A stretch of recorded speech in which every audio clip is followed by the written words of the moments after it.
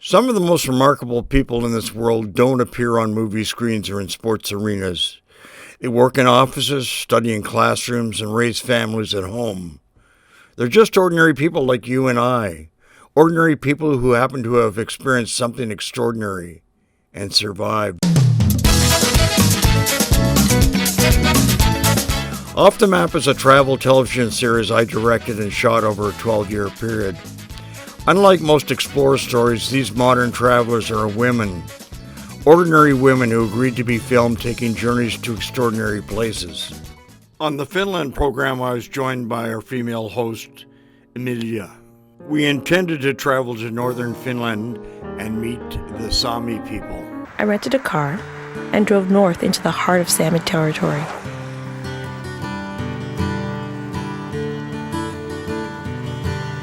The Sammi have traditionally been nomads who raised reindeer in Lapland.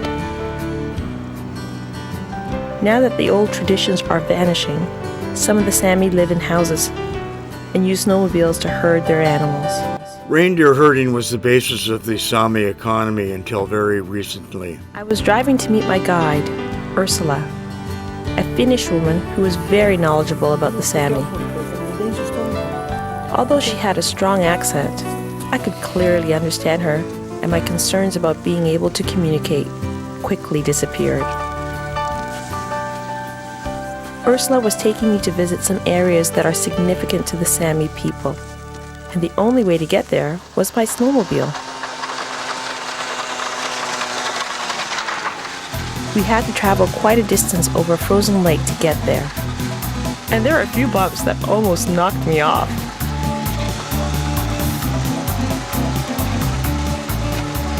It was a bumpy ride, but it was a great way to see the landscape.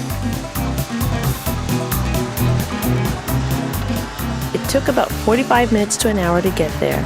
By the end, I was really cold and more than a little numb. We finally arrived at the sacred island of Ukko. Ukko is sacred to the Sammi people because they thought that the island was the home of a god. They chose this particular island because of its unusual shape. Oh, here we are, Emilia. Which way up? Please follow me here.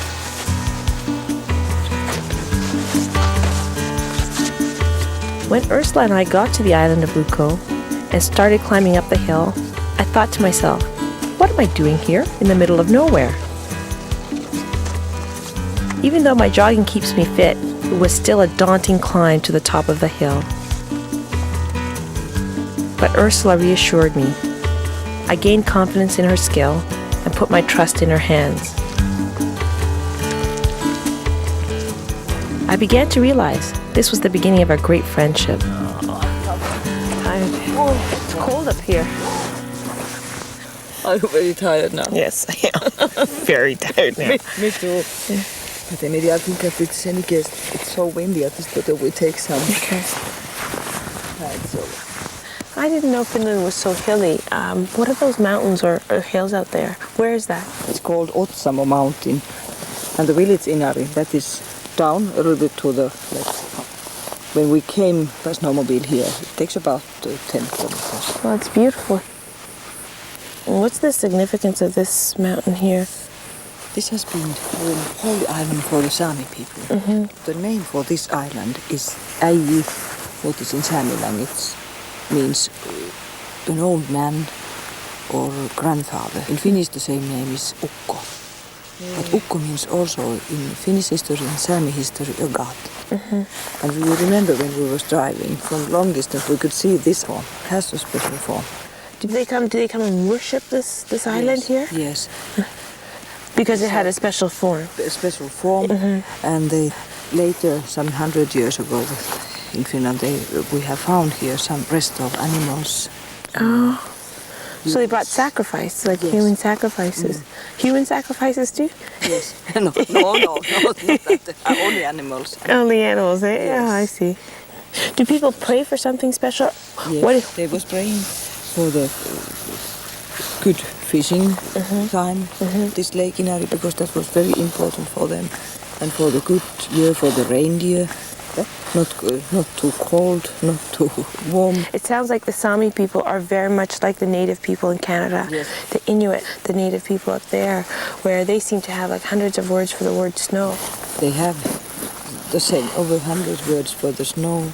For example, for the reindeer also. If I take you Finnish word reindeer, it's poro. It's only poro, but the in Sami language they can say in one word what is the color for that reindeer, how old is it good or not so good. As the history about the Sami people, it's still unknown exactly. I can tell you only that it's many thousand years ago. To better understand and appreciate the Sami culture, Ursula took me to another island, a sacred Sami burial island.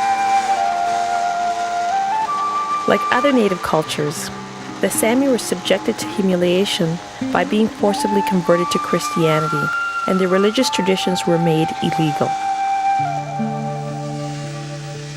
The graves on this island adhere to their Christian conversion while still maintaining respect for their own culture.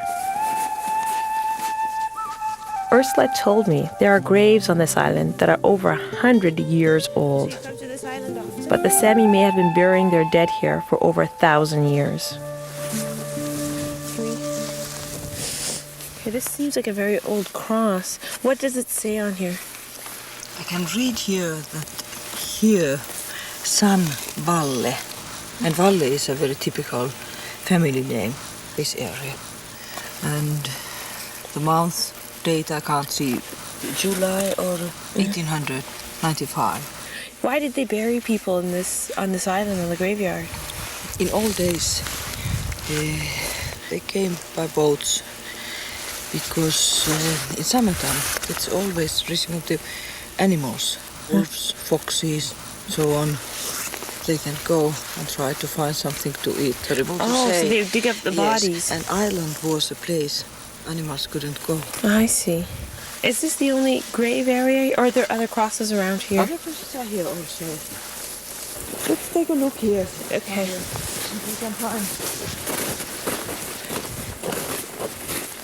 Are the Samis the minority group in Finland? Yes. And we have about 6,000 Sami people in whole Finland. Only 6,000? Only 6,000. And about those 6,500 is living in South Finland. Helsinki, main town. Okay, and the majority of them are up here. Yes, here in northern parts, in Inari and then northern, maybe a little bit south also, but most are here. Were there more before, and they've gone down, or were they always a small group? Yes, they have been more before, but they have been married with Finnish and changed after years. Seems like they have an appreciation for nature and outdoors. Yes, they have always been here. The daily bread they have taken from nature. From reindeers, fish, birds, other animals. It's the only way to keep you in life.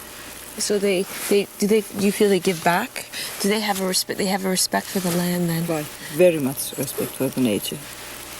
Not hate, but they don't like people who don't have any respect for the nature.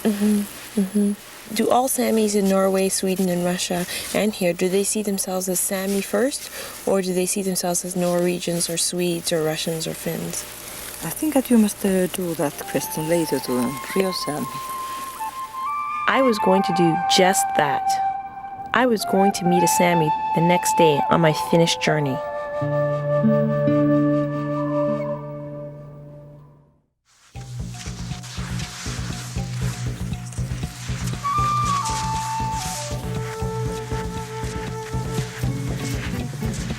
Currently, about 10% of the Sami are connected to reindeer herding, providing them with meat, fur, and transportation.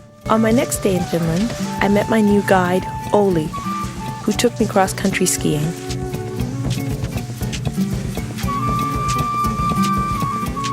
Oli was a native Sami who couldn't speak much English. I don't speak any Finnish, so communication was a bit difficult. But that's okay, because I don't ski very well. My skis were 150 years old, and my boots were made out of reindeer. They were not at all what I had expected. I had never skied before, so Oli showed me the basics, and off we went. Mining interferes with reindeer grazing areas. There's been a long-standing dispute over the destruction of forests which prevent reindeer from migrating between seasonal feeding grounds. I quickly remembered how important it was to have a sense of humor while traveling.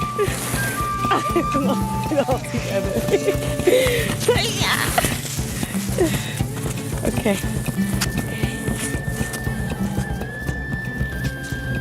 Oli humored me by moving slowly, very slowly.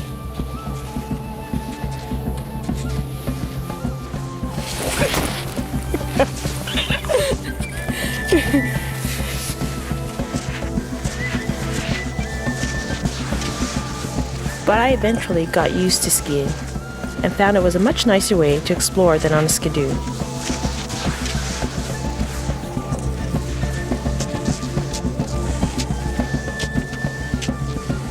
Following behind Oli, I was overwhelmed by a feeling of exhilaration and joy at just being alive.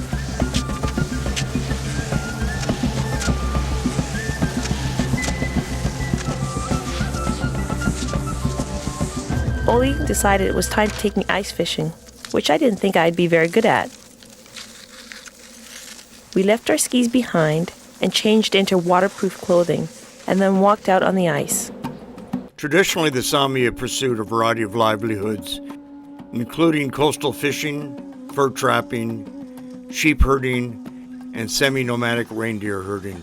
I'd been fishing before, but never ice fishing. But at this point, I was game for anything.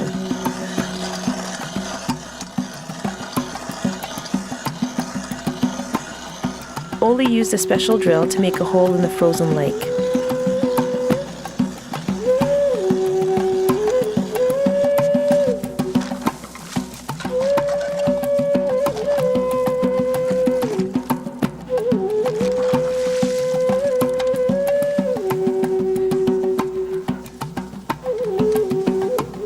Then we had to clear the hole of ice debris to get our fishing line in.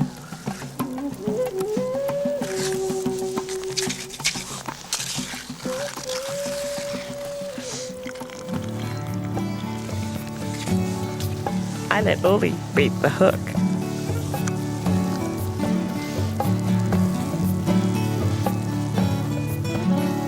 This was when I really noticed our language barrier. We were just sitting there staring at each other, although Oli isn't too difficult to stare at. At times, though, we were able to communicate a little. We were out there for several hours, and when lunchtime rolled around, I realized I'd be fishing for my dinner at this rate. We waited, and waited, and waited. Oli was very patient, but I was starting to feel a little stiff from sitting out on the ice.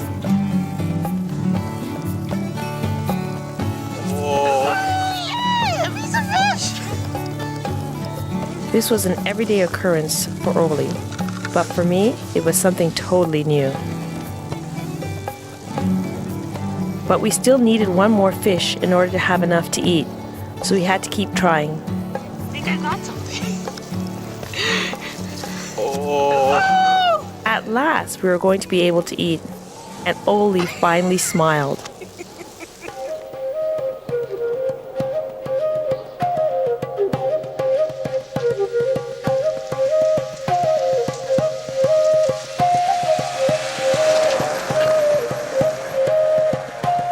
Because I kept falling on my skis, Oli took pity on me and gave me a ride back to our campsite.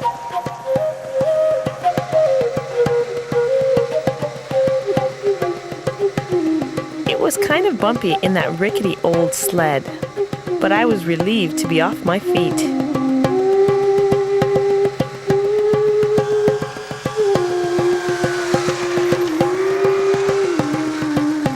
After a very full day, it was a pleasure to get back to camp.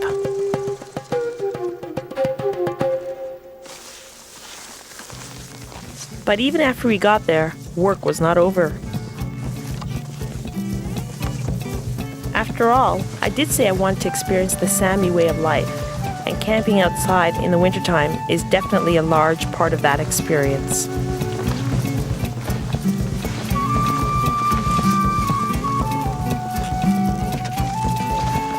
The tent was based on the traditional Sammi dwelling called a kota, which looks like a native teepee and can be easily assembled and taken down.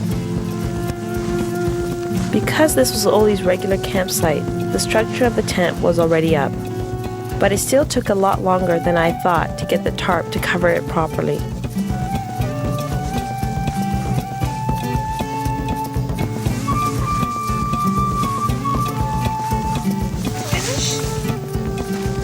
At times I felt very frustrated.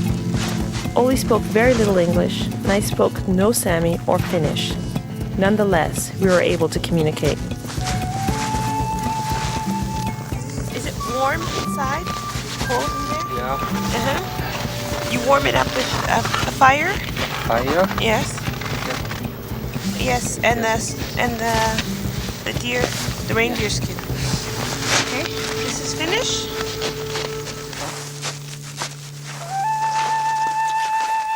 I thought Oli was a bit of a perfectionist. But I guess when you're sleeping outside in freezing weather, getting the tent perfect really matters. We shall sleep here tonight? We sleep here tonight? Okay. Let's go get our sleeping bag. Finally, my day was over. I was very tired and looking forward to going to sleep. It was disappointing that I hadn't been able to talk to Oli about his people and their history. But I certainly got an idea about what Sammi life is like. What I didn't realize was that this included sharing a tent with Oli.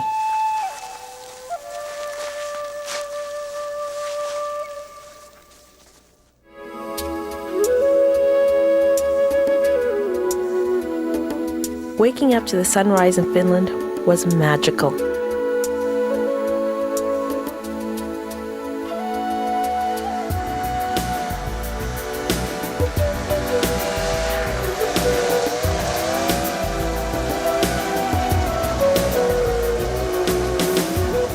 It was a wonderful experience to live the Sammi life, if only for a short time. Nomadism has virtually disappeared. The remaining herders now accompany their reindeer alone, while their families reside in permanent modern housing. I was sad to see my journey end, but after several days in the wilderness, I had to return to the city. The Finnish people made me feel comfortable and welcome. Just like my guide Ursula, even though we were from two different cultures, we could talk about anything, just like any two women anywhere in the world.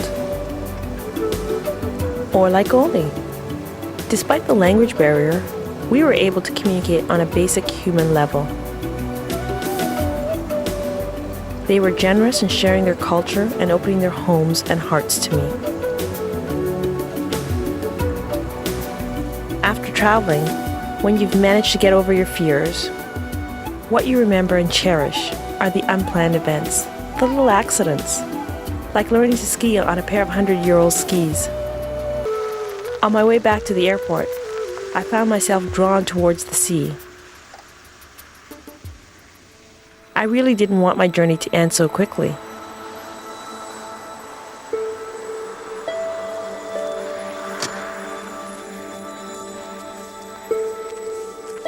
As I looked out over the sea, I realized why I love to travel. It's as if each time I go away, I find a little piece of myself. I gain better insight and realize how beautiful the world really is.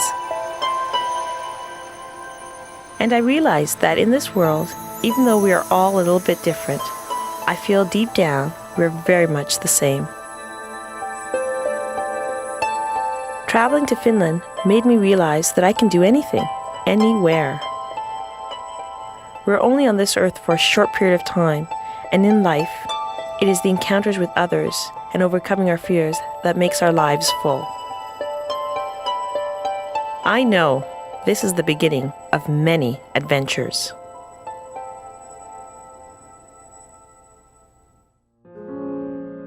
you.